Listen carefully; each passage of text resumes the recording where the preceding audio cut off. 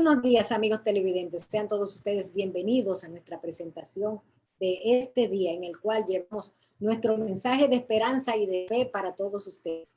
Me siento sumamente complacida porque en el día de hoy voy a compartir con Luis Tejada, un dominicano residente en Estados Unidos que está aspirando a concejal de Nueva York por el Alto Manhattan, el Distrito 7. Y además es un dirigente comunitario muy importante. Vamos a conversar con Luis sobre temas que tienen que ver con la comunidad dominicana, con la pandemia del COVID y con las elecciones del próximo martes en Estados Unidos, donde competirán Donald Trump y Joe Biden. Así que vamos a estar conversando con Luis Tejada luego de una pausa comercial y luego de saludarlos como siempre con la hermosura floral del Jardín Ilusiones, su mejor opción para sus eventos familiares y empresariales. Volvemos con nuestro invitado internacional en el día de hoy. No se vayan.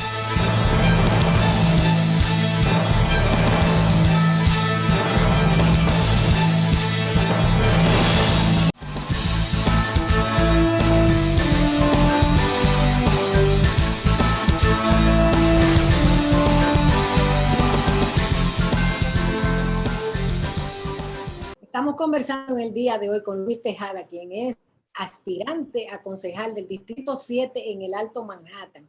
Además, presidente del Centro Comunitario Hermanas Mirabal, un destacado líder comunitario dominicano radicado en Estados Unidos, particularmente en Nueva York. ¿Cómo está, Luis?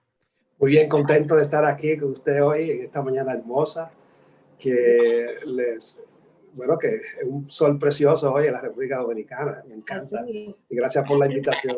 Así es. Para mí un placer compartir con usted, que es una persona muy conocida en la comunidad dominicana, y conocer un poco lo que está pasando allá en Estados Unidos con la pandemia y con las próximas elecciones. Pero quisiera que usted le dijera a mis televidentes su trayectoria en Nueva York. ¿Cuál es el personaje Luis Tejada? Bueno, yo emigro a los Estados Unidos a mediados de los años 80, no es hasta el 91 cuando me radico allá. Y como todos los dominicanos nos dedicamos al trabajo. Primero fui taxista, después ya yo era graduado de ingeniero aquí en la Universidad PEC en la República Dominicana y había sido dirigente del sindicato de la Corporación Dominicana de Electricidad. Y nos radicamos en Nueva York con la familia a partir de los años 90, 91, y allá vimos la necesidad de los dominicanos, la urgencia de un liderazgo y el derecho que tenemos los inmigrantes, sobre todo los hispanos, a reclamar lo que son las atenciones de parte de las autoridades de Nueva York. Al pasar de los años nos dimos cuenta que había la necesidad de formar una organización que respondiera a esas necesidades de la comunidad. Y en el 2001 fundé la organización, el Centro Comunitario y Cultural Hermanas Mirabal, con el objetivo de educar, organizar y movilizar a nuestra comunidad para reclamar esos derechos y mejorar la calidad de vida de nuestra gente. Por más de casi 20 años, 25 años, nos hemos dedicado, además de las labores académicas, dando clases en la escuela, en la universidad, como maestro de matemática, al trabajo comunitario de buscar la manera de que nuestra gente se sienta protegida frente a los abusos, principalmente los abusos de los dueños de las propiedades, de bienes raíces, ¿no? De los inmuebles, que lo que hacen es que abusan de nuestra gente, sobre todo los envejecientes, porque ellos no tienen el conocimiento del idioma, pero tampoco el tiempo para aprender y defenderse sobre las leyes y los derechos que tienen los inmigrantes de Estados Unidos. O sea, todo eso lo hemos venido desarrollando por más de 20 años, dando respuesta en las últimas, por ejemplo, podríamos decir que con un movimiento local en la ciudad de Nueva York y formando coaliciones con otras organizaciones comunitarias, logramos mejorar las leyes, o prácticamente frenar el desplazamiento y la pérdida de la vivienda asequible en el 2018, lo que es en la legislatura estatal, presionando a los legisladores como los asambleístas y los senadores para que las viviendas que se habían estado perdiendo masivamente desde el año 1996, habíamos perdido más de 700,000 unidades asequibles a los bajos ingresos de nuestra comunidad, y logramos, como dice, evitar ya que se sigan cometiendo los abusos en ese sentido de las leyes. También lo hemos logrado en que no se suban los los alquileres más de un 1 o un 2%, incluyendo en 3 años consecutivos, cero aumento en el área de la vivienda asequible. Ahora estamos enfrentando otro problema, que es el problema de la pérdida de los negocios y de los trabajos, que me gustaría también que abundáramos un poquito más sobre eso. Pero en realidad hemos trabajado fuertemente en el área de los inquilinos, también orientando a los padres que tienen sus hijos que llegan por primera vez a los Estados Unidos y no conocen sus derechos como padres en el sistema de educación pública de la ciudad. Yo como maestro conozco el sistema, pero también ellos deben conocer como padres. Y los jóvenes, y empujarlos en programas específicos para que ellos se integren en sus propias realizaciones, sobre todo que no abandonen las escuelas y puedan llegar a la universidad. O sea, ha sido un trabajo muy dinámico, muy interesante. Yo me siento muy contento.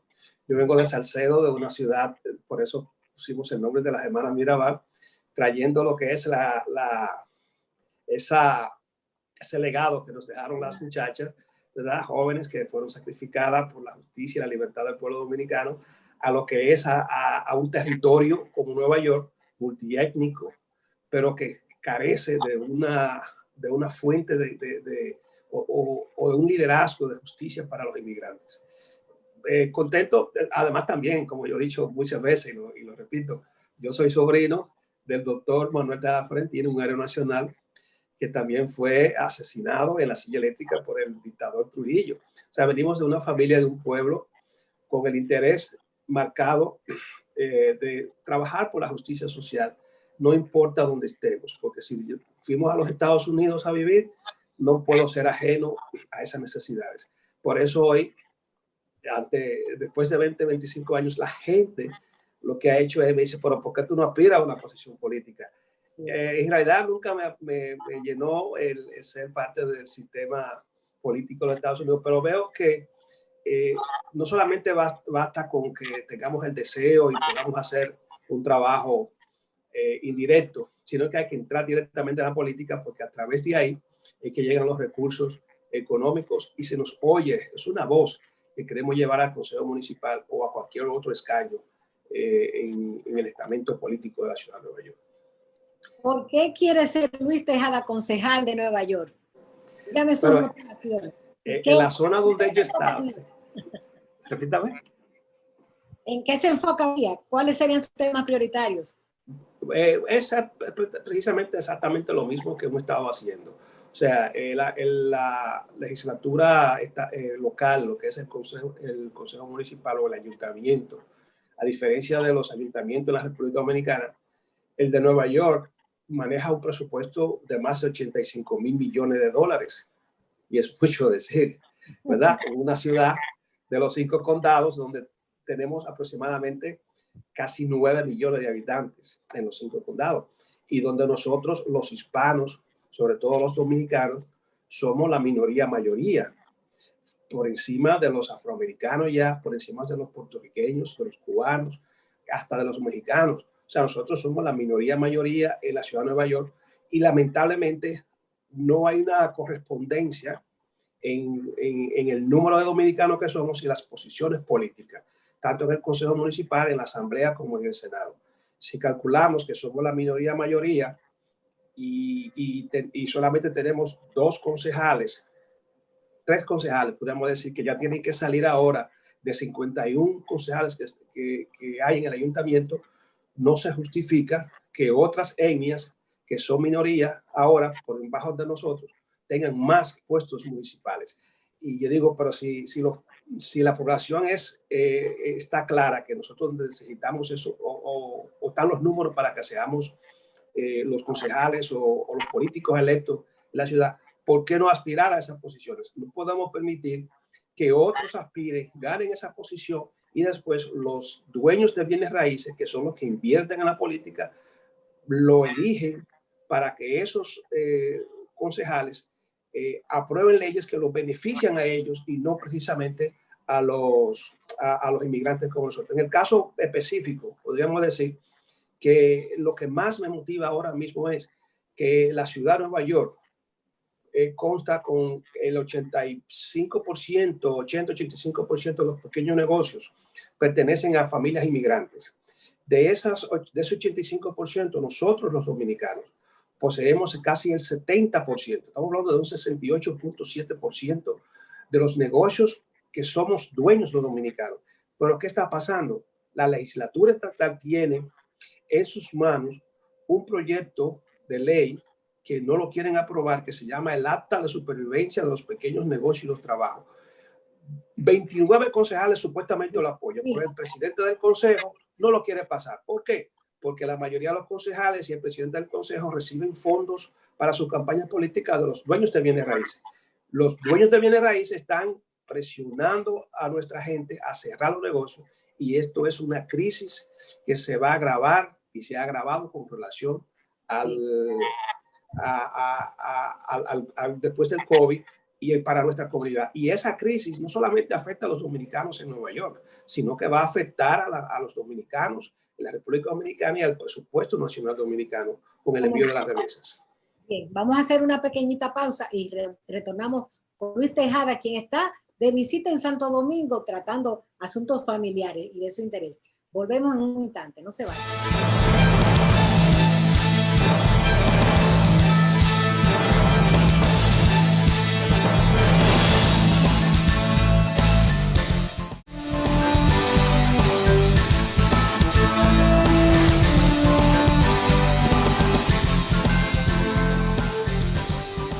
Estamos conversando en el día de hoy con Luis Tejada, un destacado dirigente comunitario residente en Estados Unidos. Además, aspira a concejal del Distrito 7 del Alto Manhattan, donde hay mucha presencia dominicana. Yo quisiera aprovechar a Luis para que él me dijera el impacto que ha tenido el COVID, la pandemia del COVID, en la comunidad dominicana residente, en particular en Nueva York, pero en Estados Unidos en general. Sí, el impacto no ha sido nada más en la parte de la salud, porque sabemos nosotros que la salud ha sido bien afectada. Sobre todo nosotros hemos aportado muchos muertos en esta pandemia por descuido precisamente de las autoridades, donde no se hicieron los esfuerzos necesarios para frenar el crecimiento rápido, el brote rápido de las zonas de nosotros, porque son zonas pobres, prácticamente descuidadas, y se enfocaron más en la parte de los sectores, los suburbios y en la parte de la clase media. Por eso vimos que Nueva York se convirtió en el epicentro de la pandemia, no solamente en los Estados Unidos, sino del mundo. Es una ciudad que aportó demasiados muertos, demasiados muertos comparado con la población mundial y sobre todo con la población norteamericana. Nosotros también podríamos decir que muchos de nosotros dominicanos no tuvimos o sea, como siempre, que la gente no tomaba en cuenta las orientaciones, jugando dominó, caminando por las calles, y no pensaban que las cosas se iban a agravar de esa manera. Tuvimos situaciones muy difíciles, por ejemplo, en los centros de envejecientes, donde en el Alto Manhattan, en un solo centro murieron más de 220 ancianos, y en otros centros, o sea, en casi todos los centros en toda la ciudad, la mayoría de los muertos los aportamos nosotros, los inmigrantes y los dominicanos, tanto en Nueva York como en New Jersey. Es bastante el número todavía incalculable de los fallecidos. En términos de económico, nuestra comunidad en medio de la pandemia y ahora en la segunda fase, estamos prácticamente en un periodo muy crítico, porque la mayoría de los pequeños negocios, como les decía, de los cuales depende nuestra comunidad, no pueden abrir sus puertas. Los restaurantes, por ejemplo, se están limitando. Muy pocos clientes pueden recibir, pero los demás negocios de salones, barberías, estuvieron cerrados por 6 meses. Y la pregunta es si nosotros no recibimos los fondos de parte del gobierno federal, como se dijo que iban a llegar, prácticamente con un negocio cerrado 6-7 meses o con una clientela muy baja, no es posible pagar los alquileres. Tuvieron que prácticamente los pocos que han podido abrir de los dominicanos allá han tenido que reducir su personal en 2/3 partes. Y los costos de los alquileres, que están muy elevados, y los caseros abusando, es imposible sobrevivir. O sea, estamos en medio de una crisis de pandemia, y yo he catalogado la pandemia de los pequeños negocios y la falta de trabajo. O sea, es una situación difícil porque nosotros no estamos pidiendo que a los comerciantes se les dé préstamos, sino que se les dé fondos para sobrevivir y que se les respalde. Ese es un asunto bien delicado porque nuestras familias no pueden pagar la renta, los alquileres, y esto va a crear en los próximos meses, yo digo que a partir del próximo año, la situación se va a empeorar porque se acaban los estímulos de los beneficios de desempleo. Ya el Estado, el gobierno federal no está dando los $600 adicionales, ni ha ofrecido tampoco el otro estímulo de $1,200. Si no se abren los negocios, si la mayoría de los negocios se van a cerrar, nosotros calculamos que 35,000 negocios no pudieron abrir después de agosto. Eso más de 100,000 empleos. Y si se mantiene ese nivel de quiebra por no poder pagar la renta o los costos de los pequeños negocios, en enero vamos a tener aproximadamente 75% de los negocios cerrados, que estaríamos hablando casi 320,000 empleos perdidos. ¿De quiénes son esos trabajos? Son de nuestra gente. O sea, la pandemia ha golpeado gravemente a nuestra comunidad, y yo espero que las autoridades pues puedan responder masivamente o de la manera como sea posible para evitar una crisis humanitaria, porque vamos a tener muchas familias en la calle, porque los caseros lo van a desalojar. Hasta ahora no lo pueden desalojar hasta el 1 de enero, pero ¿hasta cuándo? También los caseros pueden perdonar que no se les pague un alquiler cuando también es un negocio. O sea, es una situación difícil para nuestra comunidad, y yo espero que con la ayuda del congresista de ir para allá, si gana John Biden, que él ha estado muy activo en la promoción de la presidencia de Joe Biden a los Estados Unidos, pues pueda traer los recursos, tanto federales como del gobierno local, del gobernador Andrew Cuomo, y en la legislatura del Consejo Municipal. Yo pienso que en este momento la comunidad dominicana necesita de la unidad de todos los sectores. Hemos estado haciendo reuniones virtuales en medio de la pandemia con el congresista Adriano Espaillá, doctor La Antigua, los diferentes empresarios, los taxistas, los bodegueros, los políticos, inclusive los presidentes de los partidos dominicanos y el cónsul en ese momento, el embajador ante las Naciones Unidas. Estuvimos reuniéndonos todos los domingos durante la pandemia de manera virtual para poner sobre la mesa esa situación y ver en medio de la pandemia y después de la pandemia cómo crear un bloque de líderes locales para dar respuesta a esa necesidad y exigir, porque como les decía, nosotros la mayoría somos la minoría mayoría, pero como que nos exigimos. Entonces no, hay que ponerse de acuerdo en esa unidad y exigirle a las autoridades locales, estatales y federales que respondan a la necesidad de nuestra comunidad. ¿Cómo no? Luis, me gustaría que habláramos del Día D norteamericano, que es el próximo martes, día 3 de noviembre, donde van a competir Donald Trump y Joe Biden, una de las elecciones más fieras que se han visto en Estados Unidos. De hecho, se dice que hay temores de que haya protestas, sea cual sea el ganador. ¿Cómo usted ve qué va a pasar ahí? Yo sé que usted respalda a Joe Biden a través del Partido Demócrata. Sí, bueno, no hay otra opción. Mi primer candidato era Bernie Sanders, porque entendía que tenía una mejor agenda para las comunidades inmigrantes, y para América Latina y el mundo. Porque Estados Unidos, muchos países, de manera directa e indirecta, influye en la política norteamericana. Pero no fue posible por segunda vez, entonces, bueno, entra Biden. Donald Trump ha sido la peor calaña, podría decir, el peor presidente que haya llegado a la presidencia de los Estados Unidos. Y lamentablemente, muchos dicen que tiene cosas buenas, pero yo digo, para los inmigrantes en los Estados Unidos, nosotros que somos inmigrantes, Estados Unidos es un país formado por inmigrantes, que no es un país formado por los, como nosotros, los dominicanos o los mexicanos, porque los nativos americanos fueron recluidos en una zona específica, ¿no? Con las devastaciones que hubo pero Estados Unidos es un país de inmigrantes. O sea, un presidente no puede ser anti-inmigrante o ser inmigrante nada más que para su clase. Este es un presidente racista que excluye, que discrimina, xenofóbico, burlón, mentiroso.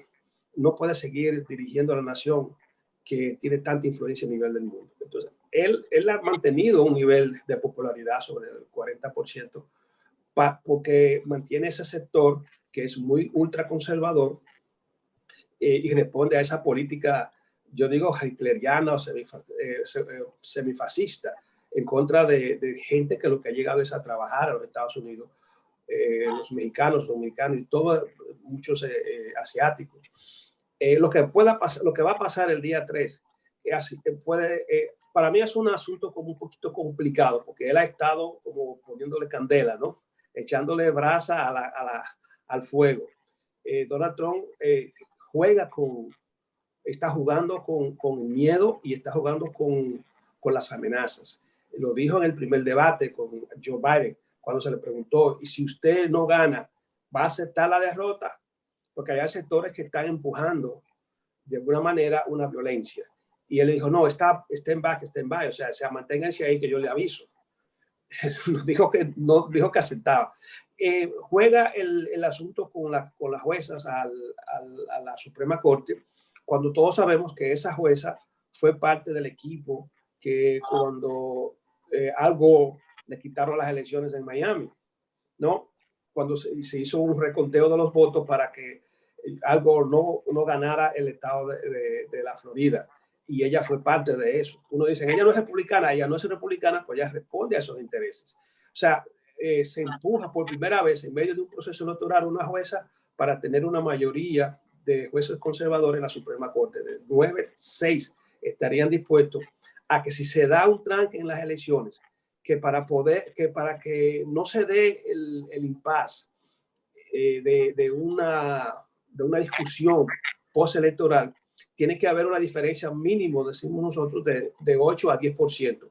Si es menos del 5%, entonces se establecería, o el mismo Donald Trump y su equipo demandarían recusación o revisión. Y eso automáticamente va a anular las elecciones en los estados clave, que son los delegados que le podrían dar la presidencia a Donald Trump. De suceder eso, entonces, el caso pasaría a la Suprema Corte, según la Constitución. La Suprema Corte va a hacer lo mismo que hizo con George Bush. Le va a dar el ok al presidente para el cual ellos se inclinan. Si son 6 jueces conservadores, definitivamente se lo van a dar a Donald Trump. Ahora, la pregunta suya es la siguiente: ¿qué va a pasar? ¿Se van a quedar los sectores que entienden que le están robando, independientemente de que el voto popular vaya por Biden? ¿Se van a quedar tranquilos en su casa? Yo no creo. Se va a quedar el otro sector si Donald Trump pierde las elecciones con un margen muy pequeño y se impone Joe Biden. ¿Se van a quedar los sectores que él ha estado asusando a la violencia en su casa? Yo no creo. O sea, hay una tensión muy fuerte, muy marcada en los Estados Unidos, que se ha estado demostrando en las diferentes manifestaciones en los estados, que me da miedo en el sentido de que se le vaya de la mano esta situación de violencia y de guerra civil localizada, podría yo decir, en lugares donde hay mucho enfrentamiento, mucha confrontación de sectores más que ideológicos, racistas, excluyentes, supremacistas, y él ha estado empujando todo esto. O sea, es muy feo el panorama. Yo espero que la gente salga a votar y el porcentaje de diferencia entre Joe Biden y Donald Trump se dé de una manera que no haya manera de que se le pueda discutir el triunfo a Joe Biden. Por eso nosotros decimos, es importante salir, porque si no será así, definitivamente va a haber conato de violencia muy fuerte en muchos estados que ya se han estado viendo precisamente por la violencia de racismo de la policía, la brutalidad policial, los enfrentamientos fuera de la brutalidad policial con sectores ultraconservadores, el Ku Klux Klan, con los sectores más progresistas, que son jóvenes. Casi el 42% de los jóvenes norteamericanos ha dicho que tiene una tendencia socialista o democracia socialista. O sea, hay un sector de la población norteamericana es que ha despertado. Y Bien. todo esto hay que verlo cómo se va a desarrollar a partir del 3. Y además otra cosa, o sea, viene una avalancha de votos vía correo, producto de la pandemia, que esto va a tomar semanas. Mire, esto es histórico. En los Estados Unidos se está produciendo lo que se llama las votaciones, ¿no? Yo pienso que de aquí al próximo martes ya habrían votado 100 millones de gente antes de las elecciones. Bien, pues con esta información vamos a concluir esta interesante entrevista con Luis Tejada, aspirante a concejal del Distrito 7 del Alto Manhattan en Nueva York, un dominicano que nos llena de orgullo que haya llegado tan lejos, esperando que en las elecciones del próximo año que también pueda ser electo. Gracias por haber compartido con nosotros y estar aquí con toda la televidencia de nuestro programa. Gracias a usted por la invitación. Retornamos con todos ustedes.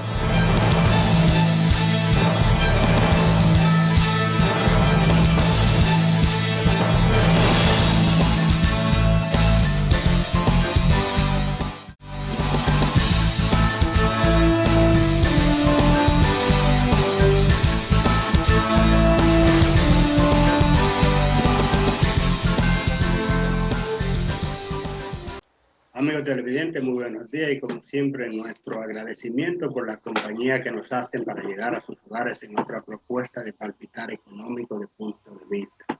Hoy nos acompaña el ingeniero Leonel Castellanos, quien es presidente de la Asociación Nacional de Empresas Industriales de Herrera, a quien le damos los buenos días, ingeniero.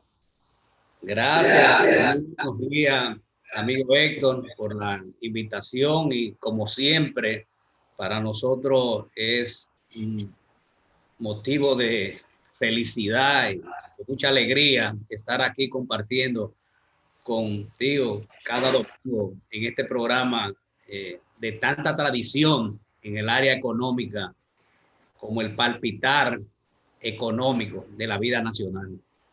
Gracias, ingeniero. Mire, vamos a empezar esta conversación.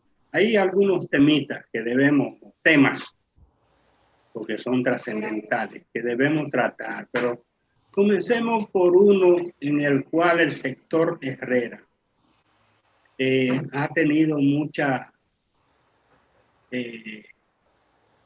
participación, diría, mucho enfoque, mucho análisis. Y me refiero al pacto eléctrico. Ya se ha hecho el llamado para la firma y como Herrera fue una de las voces, diría yo, disidentes para la primera convocatoria a firma en el Palacio Nacional durante el pasado gobierno. Así que vamos a ver cuál es la actitud, la postura que tiene la asociación en esta ocasión. Sí, bien, bueno, como todos sabemos, la convocatoria del pacto eléctrico y el debate del sector eléctrico, de la planificación y la reforma del sector eléctrico en la República Dominicana dentro del marco del pacto eléctrico, se duró alrededor de 4 años en discusión y de debate. Al final se pudieron consensuar alrededor de 218 puntos y solo 28 puntos quedaron en disenso. En esa ocasión habían puntos muy conflictivos y muy sensibles, como estamos hablando del año 2018 y 2019. En ese periodo habían temas muy conflictivos y sensibles, como eran el tema de Punta Catalina, que las autoridades anteriores no abrían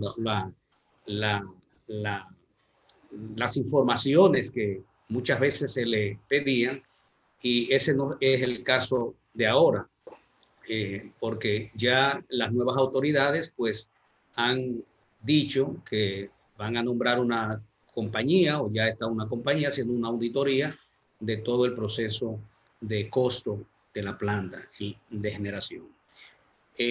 Habían otros aspectos que fueron también conflictivos, como era la reunificación de los consejos directivos de todas las EDES. Ya eso también, las nuevas autoridades están trabajando de esa. Es decir, que sobre muchos temas que fueron en aquel momento disenso en el pacto eléctrico, en este momento las nuevas autoridades pues ya han ido trabajando en algunos de ellos.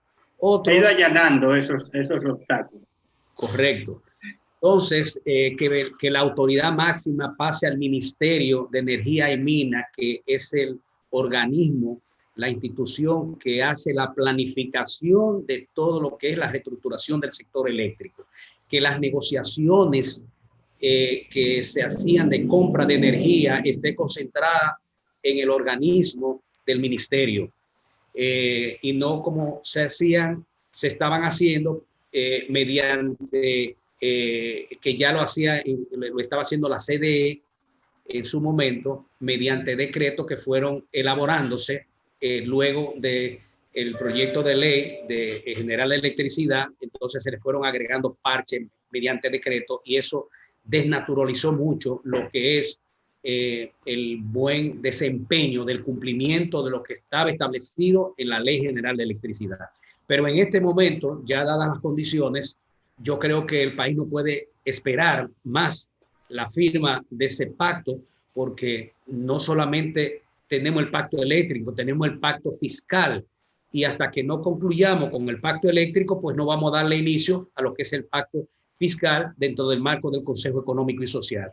De manera que yo creo que hay un consenso en ese sentido. Ya nos reunimos recientemente en esta misma semana, principio de esta misma semana, hubo una reunión en el Consejo Económico y Social con la Comisión Ejecutiva y también con el Pleno del Consejo Económico y Social, y yo creo que hay un ánimo y una voluntad de que se avance y que se firme con las disidencias que existen, que son pocas, pero sobre la marcha irla corrigiendo. ¿Pudiera firmarse este mismo año? Sí, bueno, esa es la aspiración. El Consejo Económico y Social va a hacer un llamado a los miembros del Pleno ya para ultimar detalles, corregir quizá algunos puntos que todavía se mantienen en disenso, pero yo creo que en sentido general hay una gran voluntad de los miembros del Pleno y de la Comisión Ejecutiva de que se firme ya el pacto eléctrico y pasemos una página y continuemos con la otra, que es lo que es el pacto fiscal que viene hacia adelante. El pasado miércoles hubo una actividad muy importante, diría yo, para lo que es el sector industrial de la República Dominicana. Hubo declaratoria, decreto y cosas como si se estuviera en procura de hacer una especie de revolución en la parte industrial dominicana. Bueno, hubo un decreto incluso que generó diversas reacciones. Me gustaría conocer la opinión del sector Herrera, que en una época fue el principal pulmón industrial de la República Dominicana. Bueno, fuimos y queremos volver a hacerlo. Yo creo que estamos ahora con las nuevas autoridades trabajando en lo que es el remozamiento del parque industrial de Herrera. Yo creo que el país tiene una gran oportunidad. Usted se refiere al decreto 588-20 de esta semana que emitió el presidente de la República, creando un plan nacional de industrialización, donde incorpora varios sectores y se creó una comisión para darle seguimiento a la elaboración de un plan estratégico de industrialización local. Y yo creo que esto es uno de los más importantes pasos que hemos dado desde el Estado, porque el sector industrial y productivo nacional sí necesita de una política pública que cree las condiciones para fortalecer los sectores productivos nacionales, y de eso se trata el decreto.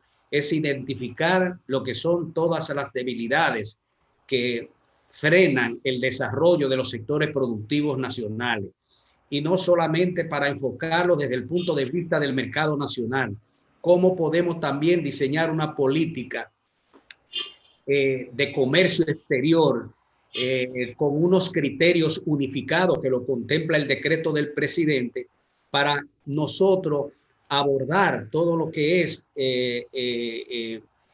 los mercados regionales y mundiales con nuestros productos nacionales. De manera que yo creo que ha sido un gran paso con este decreto.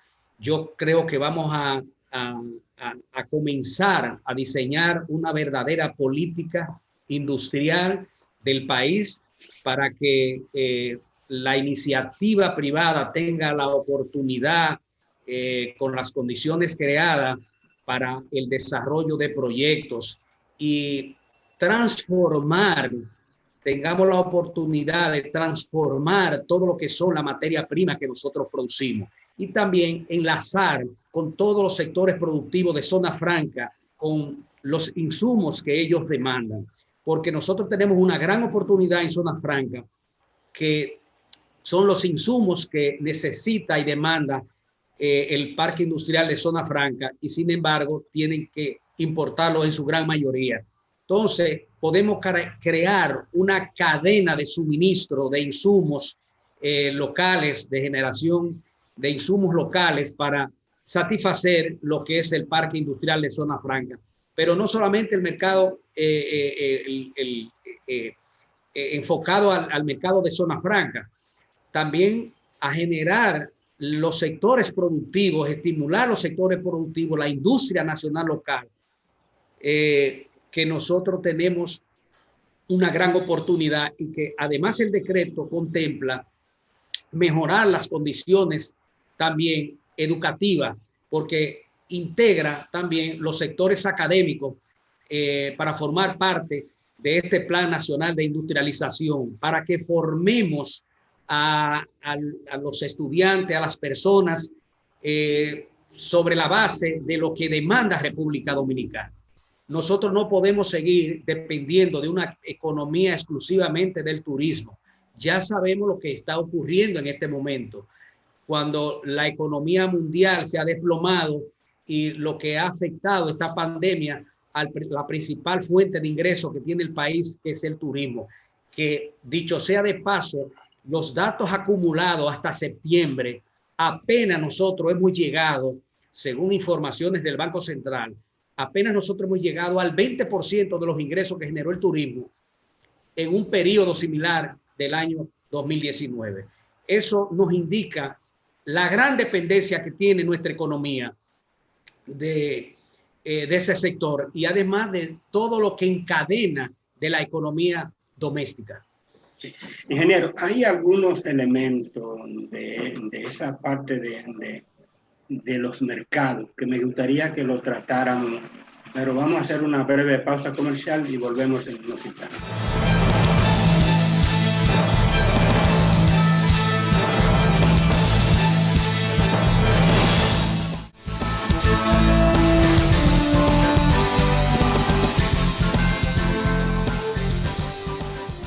Continuamos la conversación con el ingeniero Leonel Castellano, quien es presidente de la Asociación Nacional de Empresas Industriales de Herrera.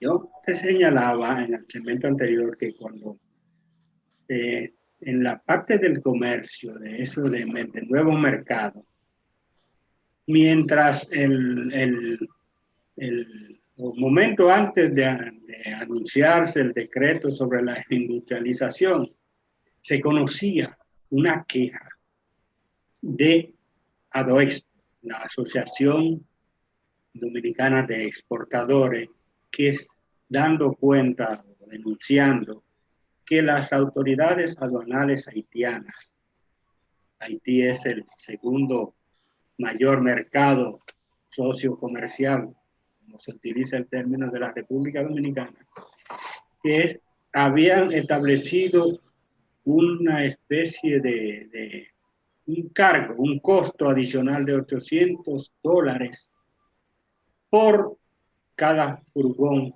como un costo de verificación. Entonces, eso se produce en un momento en que circula el temor, diría yo, de esa gran como fragilidad y falta de consistencia en el tema de las relaciones comerciales con Haití, como que no hay un marco muy claro, definido, es como un mercado tan voluminoso pero demasiado informal, aunque sea del lado formal. ¿Cómo podría incluso enfrentarse a esa situación? Mira, Héctor, realmente el mercado haitiano, como tú bien dices, es nuestro segundo socio comercial de República Dominicana y hay que darle importancia. Y yo creo que las autoridades dominicanas y haitianas nos hemos descuidado en el sentido de que no hemos mejorado nuestra formalidad en el comercio bilateral entre los dos países.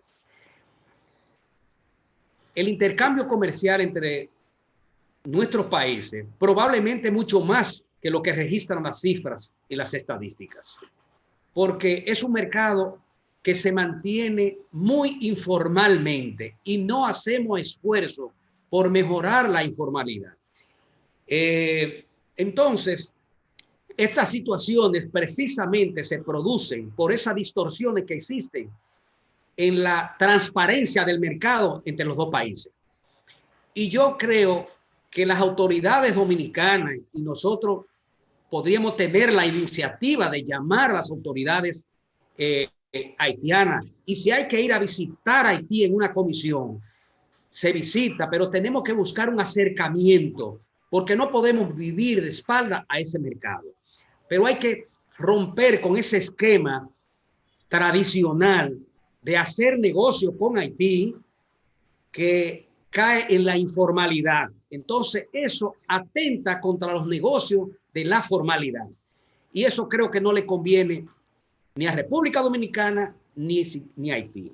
Yo creo que nosotros hacemos un llamado que debemos de invitar a las autoridades haitianas a buscar un mecanismo de que las relaciones comerciales de nosotros se formalicen lo mejor posible, porque de esa manera es que nosotros podemos continuar abasteciendo ese mercado y buscar fórmulas, pero no podemos continuar en esta situación que tanto daño, fíjate lo que ha surgido.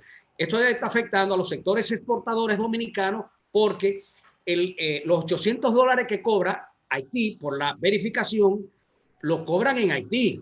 Entonces, aquí no lo pueden, no le facilitan una factura con comprobante fiscal que lo pueden deducir de sus gastos aquí las empresas exportadoras.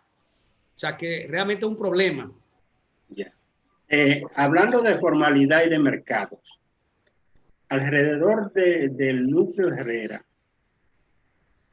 existe o existió un mercado local, que es un mercado de pulgas, que está ahora como errante, itinerante, anda buscando dónde alojarse, porque la avenida Luperón, próximo ahí a la antigua carretera Sánchez, que era donde operaba, se lo han prohibido las autoridades, el gobierno municipal o los gobiernos municipales, porque parece que caía en 2 jurisdicciones y se ha buscado para el lado de Santo Domingo Este. Ellos quieren también ubicarse cerca de Herrera. ¿Y cuál es la situación por ahí del antiguo aeropuerto de Herrera? Y se hablan de varios lugares. ¿Cuál es la situación y cuál es la posición de ustedes? Bueno, la posición de nosotros ha sido que se reubique ese mercado en un lugar especializado para ese mercado, con todas las condiciones de un mercado, como un free market, como lo ha llamado el alcalde José Andújar de Santo Domingo, del municipio de Santo Domingo Este, y que ha estado trabajando en ese tema de la reubicación de ese mercado. Así que nosotros desde aquí también le mandamos un saludo y un reconocimiento al trabajo de sacarlo de la zona donde estaba en la Luperón con Independencia, pero por las dificultades que traía, pero tampoco podemos sacar un problema de ahí para llevar otro problema dentro del Parque Industrial de Herrera. Sería trasladar el problema. Sí, trasladar el problema. Pero yo creo que el señor alcalde está muy claro con la situación. Se está buscando alternativas. Ya nos hemos reunido. Él nos ha visitado por allá por la asociación. Nosotros los hemos visitado allá por la sindicatura y ya se creó una comisión de trabajo en ese sentido para darle seguimiento y buscar alternativas y llevar una propuesta de solución a ese grupo, pero que también entiendan que no podemos seguir arrabalizando la ciudad y mucho menos el parque industrial. Eso es un parque esa zona se concibió como un parque industrial y no podemos arrabalizarlo como se hizo. Y vuelvo y repito que reconozco la acción del síndico, de lo que está haciendo ahora y todo lo que es el remozamiento de esa zona que ha estado arrabalizada por mucho tiempo. Ahora, el tema del mercado, sí tenemos que seguir haciendo propuestas, tratando de que eso no se instale dentro del parque, porque hoy en día puede tener la solución con las autoridades actuales, pero no sabemos mañana, en el futuro, si se pierde el control de eso y entonces volvamos otra vez a lo que tenemos hoy o teníamos hace poco tiempo. Ingeniero, hay 2 temitas y yo veo que ya el tiempo avanza, nos quedan apenas unos 5 minutos, que no quisiera que dejáramos de tocarlo. Marca país y el tema de las alianzas público-privadas. ¿Tiene, por ejemplo, la asociación alguna sugerencia, algún comentario, básicamente en el tema marca país, que es nuestra insignia para vendernos en el exterior, tanto para turismo, para inversión, para todo, diría yo, para toda la economía? Sí. Mira, nosotros trabajamos en ese documento de la marca país, elaboramos inclusive una propuesta y sugerimos que en su momento que el gobierno estaba tomando una medida muy precipitada con el tema de la marca país. Y decidimos por el momento dejárselo a la comisión, respetando la comisión que se creó para darle seguimiento a través del Ministerio de Turismo. Pero la marca país, que es la posición de nosotros, que siempre la hemos dicho, la marca país es algo más que turismo. La marca país tenemos que hacerlo sobre un posicionamiento integral de todos los sectores de la vida nacional. Nuestra cultura, nuestra idiosincrasia, nuestra forma de vida, nuestra historia, nuestra producción local, porque las marcas de productos nacionales que fabricamos también son marca país y le dan fortaleza a la marca país. La Mercedes-Benz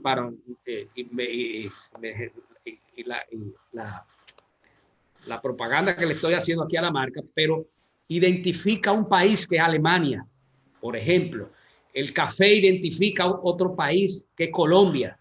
Entonces, la marca país es un término que debe, y qué bueno que las autoridades ahora han llamado a un concurso público donde participen todos los sectores académicos, social, económico, para que hagan propuestas diferentes y sobre esa base se haga un concurso donde sea muy participativo y todos los sectores puedan emitir su opinión sobre lo que es la marca país, que será nuestra identidad. No es tan simple como decir aquí tenemos una marca país y es esta. No, eso debe de obedecer a una evaluación profunda de todos los sectores y a un concurso muy participativo de toda la sociedad dominicana.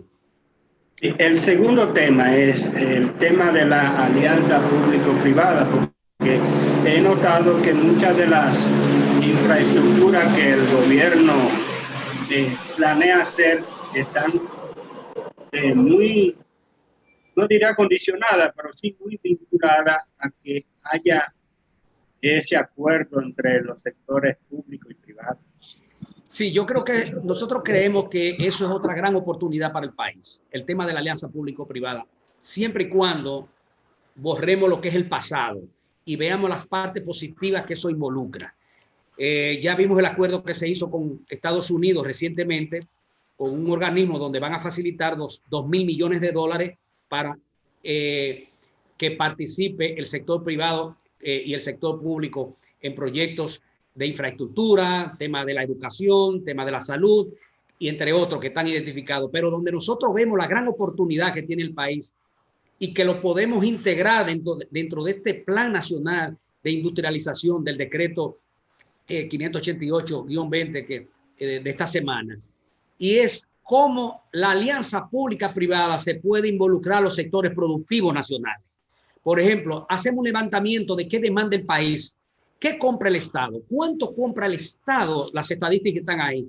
Y cito cualquier ejemplo, neumáticos de vehículos. ¿Cuánto compra el Estado en neumáticos? Bueno, pero tal vez eso pudiera generar una industria local, alianza público-privado, donde el Estado es socio de ese consumo y garantiza un consumo del número que sea, que es grande, y se puede instalar una industria de esa naturaleza con el sector privado. Y entre otros, es hacer un levantamiento de cuáles son las compras generales que hace el Estado anual. Y sobre esa base se pudieran identificar muchos sectores que del área productiva en industrializándolo aquí en el país en alianza con el Estado Dominicano. Y por ahí es donde nosotros vemos una gran oportunidad para el desarrollo de los sectores productivos nacionales y que se complementen con el Plan Nacional de Industrialización establecido en el decreto 588-20 de esta semana. Bueno, ingeniero, gracias por la amabilidad que ha tenido para conversar con nosotros. Y usted sabe que usted es uno de los, diría yo, casi socios fundadores de esta sección. De los fundadores. Así que, como siempre, espero que podamos próximamente seguir conversando sobre temas que atañen al sector. Gracias, Héctor. Muchas gracias. Las puertas están abiertas. Muchas gracias, Héctor. Muchas gracias. A ustedes, amigos televidentes, como siempre, la cita para el próximo domingo en otros puntos de vista. Hasta luego.